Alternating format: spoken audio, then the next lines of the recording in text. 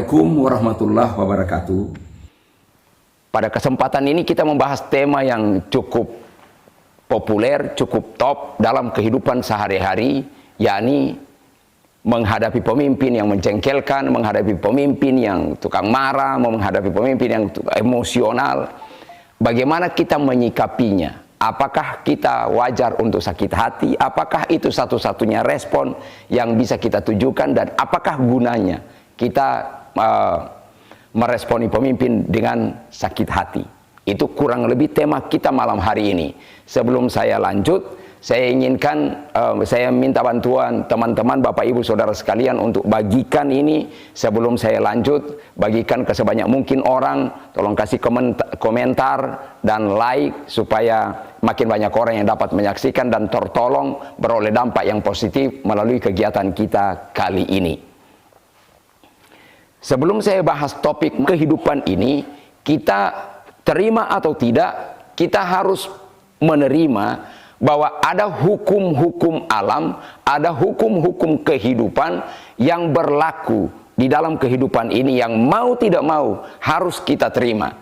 Yang pertama adalah adanya hukum peraturan perundang-undangan yang berlaku di sebuah negara, yang berlaku di sebuah organisasi, yang berlaku di sebuah perusahaan.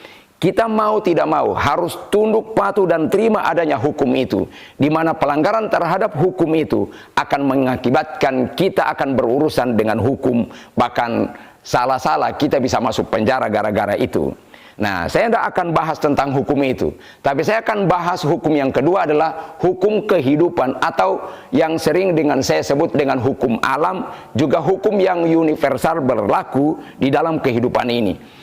Hukum itu juga sama seperti hukum yang pertama, itu berlaku mengikat, berlaku dan menghasilkan akibat-akibat yang mau tidak mau harus kita terima. Makanya malam hari ini saya mulai dengan hukum pertama, yakni hukum sakit hati dan kebahagiaan. Mungkin orang akan kaget, kok ada hukum seperti itu, Pak? Ya, itu hukum alam, itu hukum kehidupan yang mau tidak mau kita harus terima. Hukum ini akan berkata, kalau hukum itu tidak mau tunduk atasnya, tidak mau menerapkannya, tidak mau memperjuangkannya, maka jangan berharap untuk memperoleh hasil yang baik di dalamnya. Hukum itu adalah hukum sakit hati dan kebahagiaan, di mana hukum itu akan berkata bahwa kalau seseorang telah memilih untuk sakit hati, maka tidak mungkin dia akan punya kebahagiaan. Karena di dalam hati yang sakit, tidak akan mungkin punya kebahagiaan sejati di dalamnya. Mencintai seseorang dengan hati yang sakit, tidak mungkin akan dapat mencintai dengan tulus. Karena cinta hanya akan keluar dari hati yang bahagia, hati yang happy. Dan mencintai itu butuh hati yang damai, butuh hati yang tenang. Oleh karena itu, orang yang sakit hati akan mencintai dengan punya banyak syarat. Itu faktanya. Mau terima atau tidak, itu faktanya. Oleh karena itu, sakit hati dan kebahagiaan tidak bisa menjadi dua sisi mata uang yang saling bergabung. Sisi yang satunya sudah ada, maka sisi yang satunya tidak boleh ada. Sakit hati sudah diambil, maka kebahagiaan otomatis akan pergi. Dengan demikian, kalau orang menginginkan kebahagiaan, dia harus membuang dan membereskan sakit hatinya. Tatkala sudah ada sakit hati, maka kebahagiaan tidak mungkin akan diperoleh. Kebahagiaan sejati tidak mungkin akan diperoleh. Dan kalau orang ingin memiliki kebahagiaan, maka dia harus membuang sakit hatinya. Itu berlaku buat orang Indonesia, dan bahkan orang luar pun itu akan berlaku hukum ini. Di mana saja dan kapan saja hukum itu akan berlaku. Hukum itu saya sebut dengan hukum sakit hati dan kebahagiaan. Di mana yang satunya sudah terjadi, maka yang satunya tidak boleh ada. Di mana sakit hati sudah dipilih, maka kebahagiaan tidak mungkin akan menjadi milik kita. Oleh karena itu, di dalam menjalani kebahagiaan ini, pilihlah untuk memiliki hati yang sehat, hati yang tidak sakit. Sehingga dengan demikian kita akan dapat memiliki kebahagiaan. Sehingga berbahagialah mereka yang telah menyehatkan hatinya, melepaskan sakit hatinya, membereskan dan menyembuhkan sakit hatinya dengan cara berdamai dengan keadaan, menerima keadaan, menghadapi hal-hal yang menyakitkan. yang saya sudah sampaikan di waktu-waktu yang lalu, di live yang lalu. Cobalah putar ulang, cobalah tonton ulang, karena itu pasti akan mengantarkan kita kepada kondisi bahwa kita berhak untuk bahagia. Ada banyak orang yang berkata bahwa sakit hati itu adalah hak. Oke, kalau itu yang menjadi perdebatan dan pembelaan atas sakit hati, maka siap-siaplah untuk tidak bahagia. Begitulah hukum ini berlaku. Terima atau tidak, itu yang akan terjadi. Malam hari ini untuk membahas ini, inilah hukum yang kedua yang ingin saya sampaikan malam hari ini, yakni hukum kepemimpinan. Di mana hukum ini akan berkata, hidup tanpa pemimpin itu sama dengan kekacauan, sama dengan hidup tanpa arah, sama dengan hidup tanpa tujuan. Oleh karena itu, menjadi aneh di mata saya, kok orang dengan begitu mudah maki-maki pemimpinnya, orang dengan begitu mudah melawan pemimpinnya, orang dengan begitu mudah membenci orang tuanya, orang dengan begitu mudah membenci gurunya, orang dengan begitu mudah bicara hal-hal jelek tentang pemimpinnya. Sementara hukum kepemimpinan akan berkata, hidup tanpa pemimpin adalah sama dengan kekacauan. Hidup tanpa pemimpin sama dengan hidup tanpa arah. Hidup tanpa pemimpin adalah hidup dalam kesesatan. Di dalam kehidupan ini, cobalah perhatikan kehadiran sejak kita pertama kali hadir di dunia ini, lahir di dunia ini. Hidup kita sudah tidak bisa dilepaskan lagi dari yang namanya pemimpin. Begitu kita lahir, Tuhan sudah menyediakan kedua orang tua yang menjadi pemimpin buat kita. Kalau kita adik, maka itu akan tambahan kakak-kakak kita. Itu adalah pemimpin buat hidup kita. Dan kita harus menghormati mereka, kita harus menghargai mereka. Dimana kita, kalau kita tidak menghargai dan menghormati mereka, itu adalah sebuah kedurhakaan. Sudah setelah kita mulai hidup, lalu kemudian kita mulai memasuki usia sekolah, maka Tuhan menyediakan kita atau negara menyediakan kita, ada guru-guru di sana yang harus menjadi pemimpin buat kita di sana.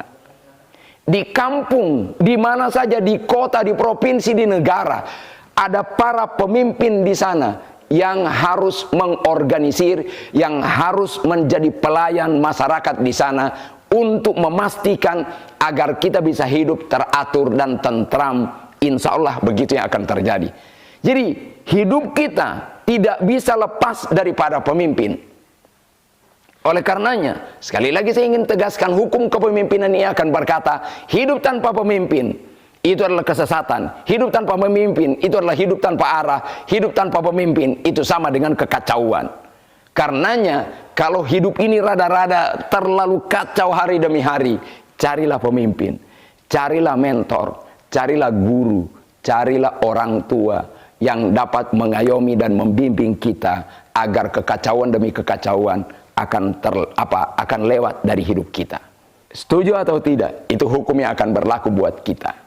Karenanya, saya ingin menegaskan malam hari ini, pahami 3 hal tentang kepemimpinan, supaya kita tidak mudah sakit hati, supaya kita tidak mudah salah respon, supaya kita tidak mudah salah sangka, supaya kita tidak mudah salah paham tentang keberadaan pemimpin di hidup kita.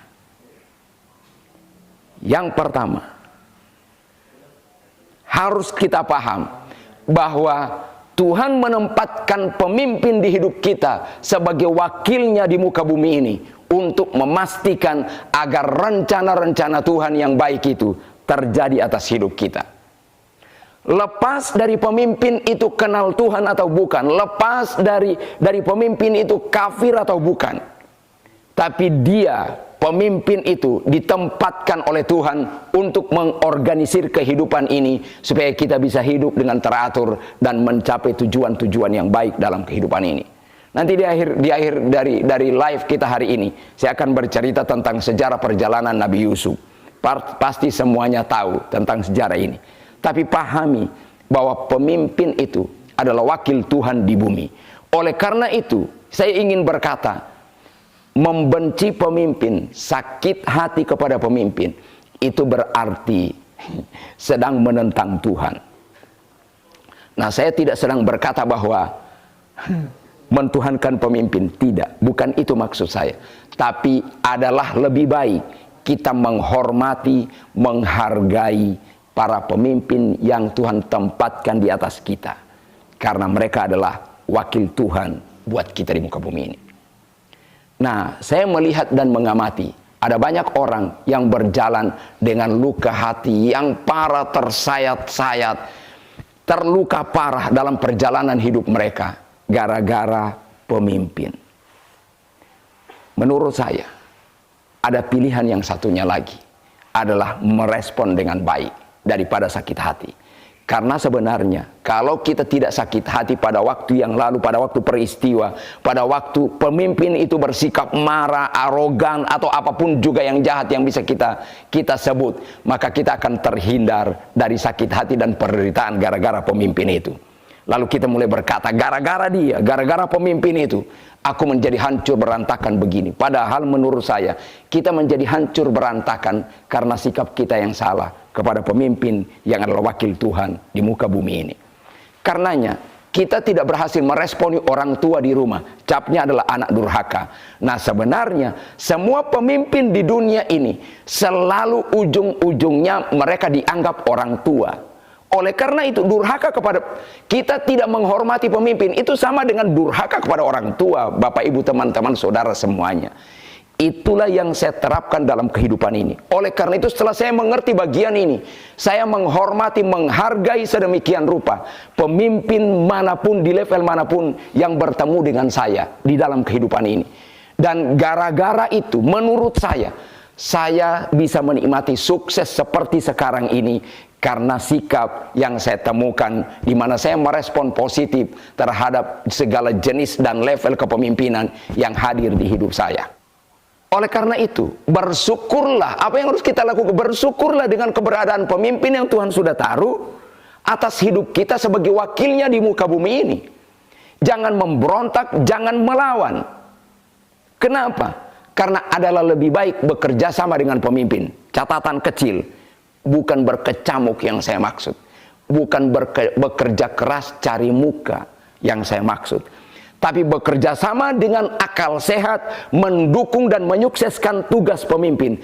Karena pengertian kepemimpinan buat saya, pemimpin itu tugasnya adalah memastikan agar semua anak buah yang dia pimpin sukses dalam hidupnya. Sementara tugas anak buah adalah mendukung pemimpinnya adalah agar sukses dalam tugasnya. Sehingga antara orang yang dipimpin dan yang memimpin akan bergandengan tangan seperti ini. Pemimpin dan anak buah bergandengan tangan sehingga mereka menjadi tim yang solid, sehingga tidak ada musuh, tidak ada tantangan, tidak ada rintangan apapun yang dapat mengacaukan mereka. Terus dihantam oleh tantangan, tapi mereka erat bersatu, tidak terpisahkan karena pemimpin bekerja untuk anak buahnya dan anak buah mendukung pemimpinnya dalam tugasnya. Kalau itu yang terjadi, maka damai sejahtera adalah kehidupan ini karena pemimpin itu ditempatkan Tuhan menjadi wakil buat kita, dan kemudian kita harus menerima mereka dan meresponi mereka dengan sebaik-baiknya karena kita membutuhkan mereka untuk jalan hidup sukses yang harus kita miliki. Sekarang yang ketiga, saya akan segera selesai dengan yang ketiga ini. Kalau bos marah, kalau pemimpin kejam, kalau pemimpin itu arogan, maka manfaatkan kekerasan, kekejaman, kesadisan pemimpin itu untuk menaikkan standar hidup dan kualitas hidup kita. Jawablah kekerasan dan kebengisan, kesadisan pemimpin itu dengan kualitas hidup. Karena kualitas hidup itulah yang akan menaklukkan pemimpinmu dan akan mengangkat jempol buat kamu. Jempol 2, kalau perlu jempol 4 dengan kaki dua-dua. Kayak gitu. Tapi kalau kita merespon dengan sakit hati kepada pemimpin, percayalah kualitas kita akan makin turun. Kualitas kita akan makin merosot. Karena tidak mungkin orang punya kualitas hidup dengan kualitas hidup naik kalau orangnya tukang sakit hati, tukang jengkel, tukang marah, tukang emosional. Nggak mungkin itu terjadi. Karenanya saya ingin mengatakan yang ketiga ini, lakukan sikap yang ketiga ini, manfaatkan kesadisan, kekejaman dan kebengisan pemimpinmu untuk menata dan membangun kualitas di hidupmu. Itulah jalan hidup yang saya lalui. Saya berhubungan dengan para pemimpin yang dalam tanda kutip orang bilang kejam, bengis, sadis. Itu sengaja di ekstrim-ekstrimkan, saudara. daripada sakit hati, lebih memilih untuk meresponi secara positif. Dan semua tuntutan, semua komplainan dari pemimpin, saya jadikan itu sebagai kesempatan untuk menempa kualitas, menempa standar hidup untuk terus naik. Sehingga demikian perlahan namun pasti mata dari pemimpin mulai beralih ke saya secara pribadi. Dengan demikian saya bagikan tips ini kepada kita semuanya, dan saya berharap itu semuanya akan menjadi solusi dalam kehidupan ini. Lakukan 3 hal ini, maka saya yakin dan percaya hubunganmu dengan pemimpin akan menjadi lancar-lancar jaya, dan saya yakin dan percaya kamu akan segera naik. Saya akan akhiri sebelum saya menceritakan sejarah perjalanan Nabi Yusuf. Saya akan akhiri. Pemimpin yang baik itu asalnya dari anak buah yang baik. Kalau dia bukan anak buah yang baik, saya yakin dia tidak mungkin akan jadi pemimpin yang baik. Dia akan menjadi pemimpin yang bobrok. Oleh karenanya, saya ingin mengakhiri session live kali ini dengan menceritakan sejarah perjalanan Nabi Yusuf. Semuanya kita sudah tahu perjalanannya, tapi sengaja saya ambil sejarah ini untuk menguatkan tema tentang jangan sakit hati kepada pemimpin.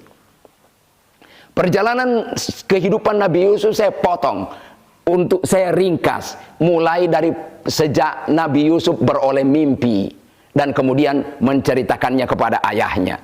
Lalu gara-gara cerita mimpi itu, ayahnya menjadi sangat sayang kepada Nabi Yusuf dan kemudian menimbulkan iri hati dan tindakan-tindakan bully yang berkepanjangan di dalam kehidupan Nabi Yusuf.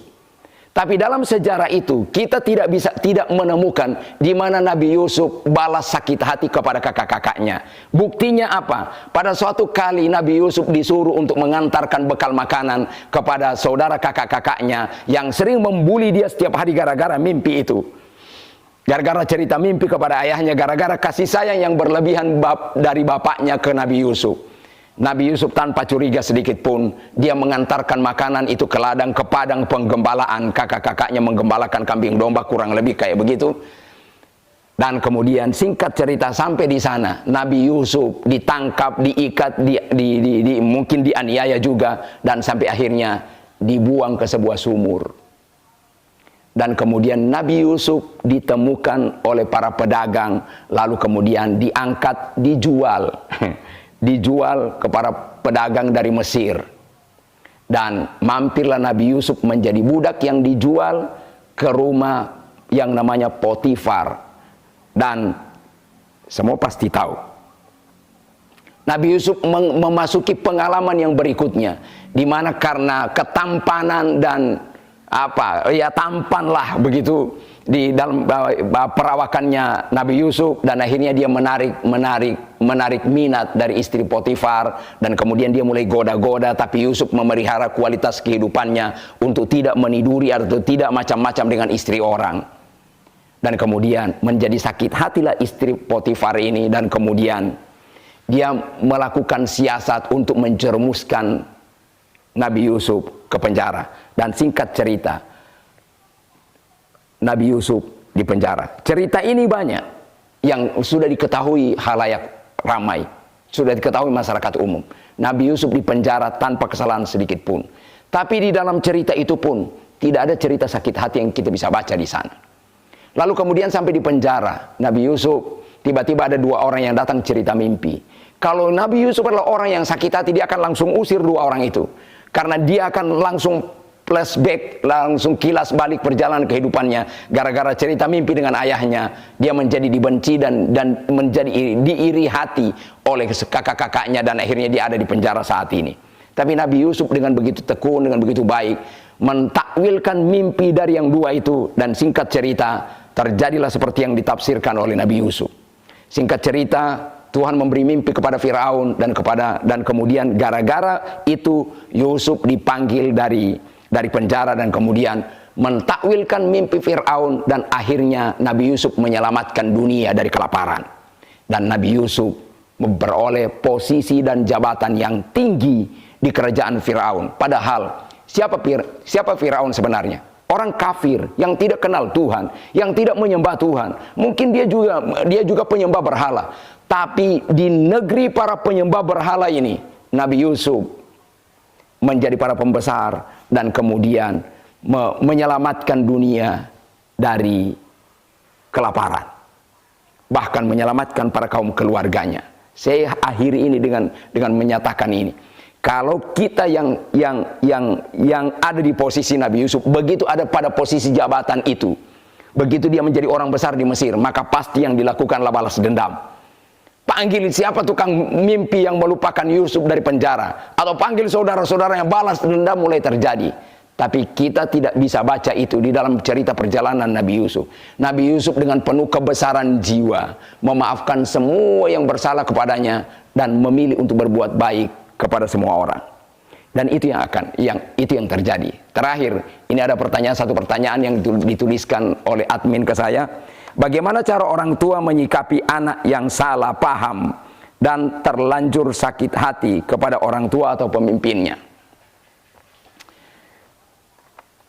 Ini saya tidak akan bahas hari ini, karena yang kita bahas hari ini adalah bagaimana kita menyikapi pemimpin yang bikin sakit hati. Itu kita akan bahas minggu depan.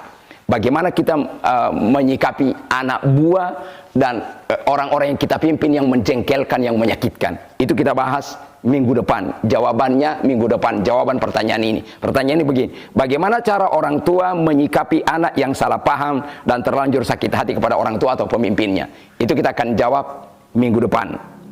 So, nantikan siaran live kita minggu depan. Dan jadilah orang yang punya hubungan yang baik dengan pemimpin. Jangan sakit hati lagi. Karena pemimpin itu adalah wakil Tuhan buat kita di bumi. Dan kemudian pemimpin itu kita butuhkan untuk kita sukses. Dan kemudian yang ketiga, jadikan pemimpin yang kejam dan bengis yang kita katakan sadis itu sebagai alat untuk menempa kualitas yang kita miliki. Sehingga dari waktu ke waktu, di bawah keberadaan pemimpin ini, kualitas kita terus naik, terus naik, terus naik, sampai kita ada di puncak kejayaan. Sampai ketemu minggu depan. Terima kasih. Billahi taufiq wal hidayah. Wassalamualaikum warahmatullahi wabarakatuh.